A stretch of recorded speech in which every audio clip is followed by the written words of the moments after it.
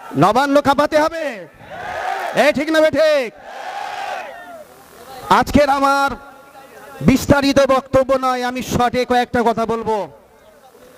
বাংলার হিন্দু, মুসলমান, জৈন, খ্রিস্টান, দলিত, আদিবাসীদেরকে আমি জানিয়ে দিতে চাই, যে সরকার নবান্নই বসে আছে, এ সরকার ভারতের সবথেকে বড় খুনি সরকার।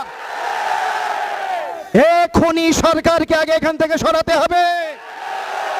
সিপিএম এর জবানায় আমার বাড়িতে পঞ্চায়েত ভোটের আগে আমার বাড়িতে আমার ছাদে উঠেছিল এই সিপিএম, আমাকে মারার জন্য ঝান্ডা তুলেছিল।